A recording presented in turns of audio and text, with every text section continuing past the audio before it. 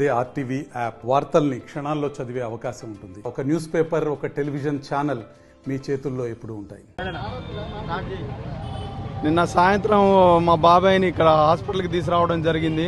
Just ఏం లేదు, కొంచెం ఏదో కడుపులో నొప్పి అని చిన్నపాటి నొప్పితో జస్ట్ అట్లా ఉంటే సరే హాస్పిటల్కి తీసుకెళ్దాం అన్నట్టు ఇక్కడ వచ్చేసరికి చిన్న నొప్పి అని మేము కరెక్ట్ 6:30 కల్లా ఇక్కడ ఉన్నాము.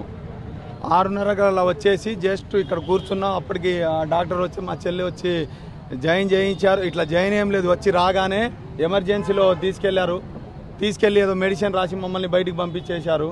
పంపించేసిన తర్వాత లోపలికి వెళ్ళేసరికి మీరు త్వరగా మా మెడిసిన్ తీసుకొని రండి అన్నారు. అక్కడ వెళ్ళి తీసుకొని వచ్చే లోపే మళ్ళీ మెడిసిన్ తీసుకొని మేము లోపలి వెళ్ళి ఇచ్చేసరికి మా దగ్గర ఉన్నాయి వేసేసాములే, మీరు బయటికి వెయిట్ చేయమన్నారు. అప్పటికే అందులో ఎమర్జెన్సీ, దానికి ఓపీ కూడా ఏం రాయకుండా ఎమర్జెన్సీలో పెట్టి ఏసీ అంత ఆన్ అయి ఉంది అందులో ఐసీయూలో. ఆ ఏసీలో ఆయన వణుకుతూ ఉన్నాడు. వణుకుతూ ఉంటే కడుపు నొప్పి ఏదో స్కానింగ్కి పంపిస్తామన్నట్టు మీరు పై ఫ్లోర్కి వెళ్ళమన్నారు. ఆ పై ఫ్లోర్కి వెళ్ళేసరికి అక్కడ ఆ డాక్టర్ గారు లేరు. ఈ కింద ఫ్లోర్ నుంచి వెళ్ళే సెకండ్లోనే ఆ డాక్టర్ గారు లేరని అక్కడ ఒక 15-20 నిమిషాలు అక్కడ ఉంచి మళ్ళీ కిందికి తీసుకొచ్చారు.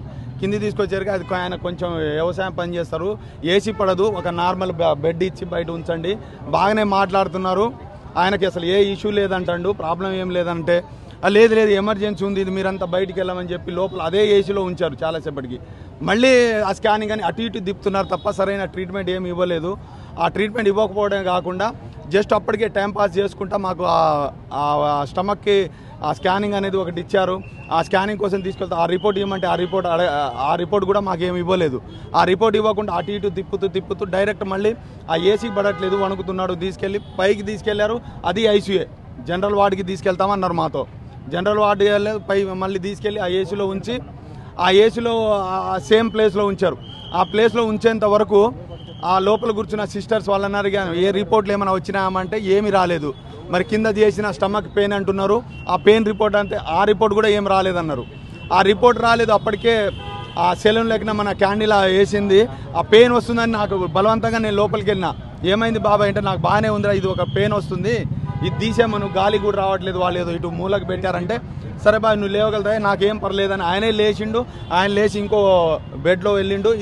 అది వెళ్ళిన దాకా అంతా ఏది లేదు, నార్మల్. దాని తర్వాత వేరే డాక్టర్ గారు వచ్చారు, ఏదో బ్లడ్ టెస్ట్ రిపోర్ట్లు వచ్చినాయన్నాడు. ఆ రిపోర్ట్లు తీస్తే ఆయన గారు వచ్చారు, ఐసీలో ఉన్న అతను, ఏం లేదండి కంగారు పడాల్సిన అవసరం ఏం లేదు, ఇది నార్మల్ చిన్నది, జస్ట్ ఏదో ఫీవర్ వచ్చింది అన్నారుగా, ఫీవర్ వల్ల ఉంది, ఇప్పుడు 1,30,000 ప్లేట్లెట్స్ ఉన్నాయి, ఇదే టెస్ట్లు మేము రేపు ఉదయం చూశాక ఇదే కనుక ప్లేట్లెట్స్ తగ్గితే ప్లేట్లెట్స్ ఎక్కిద్దాం తప్ప ఇంకేం ప్రాబ్లం ఏం లేదు, అంతా నార్మలే ఉంది అన్నారు. అదంతా ఈ కథ అంతా 3 గంటల వరకు నడిపించారు. మమ్మల్ని ఐసీయూ నుంచి బయటికి తిప్పి మెడిసిన్లు వాళ్ళు చేసిన ట్రీట్మెంట్ ఏదైనా ఉందంటే చీటీ మీద రాసి మెడిసిన్ తీసుకురా చెప్పడం తప్ప లోపల ఏ ట్రీట్మెంట్ ఇచ్చారో అది అయితే మాకైతే ఏం చూపించలేదు. అప్పుడు కూడా మనకు మాటలు ఏం లేవు వాళ్ళతో, మీరు రావద్దు ఐసీయూ అన్నారు. ఐసీయూ అనగానే మనం మాట్లాడలేంగా, అలా బయటికే వెయిట్ చేసి జస్ట్ మెడిసిన్ అదే చెల్లి ఒకసారి వెళ్ళి చూసి రావడం, ఇంకోసారి నేను మెడిసిన్ వేసి చూసి రావడం, ఇదే చేసాం. అదే అయ్యాక మా తమ్ముడికి ఫోన్ చేసి వస్తూనే ఉన్నాం. అదంతా 2 అయింది. అప్పటికే 2 గంటలు అయిన తర్వాత అది ఏం లేదు ఇది అంటే మళ్ళీ ఆ డాక్టర్ గారిని అడిగితే ఏం లేదు, మీరు కంగారు పడాల్సిన అవసరం ఏం లేదు, ఇప్పుడు తర్వాత వచ్చి ఆ రివ్యూకి ఏదో చూశారు వాళ్ళు, బాగానే ఉందన్నారు. అప్పుడే బాగుంది. తర్వాత కొంచెం వెంటిలేషన్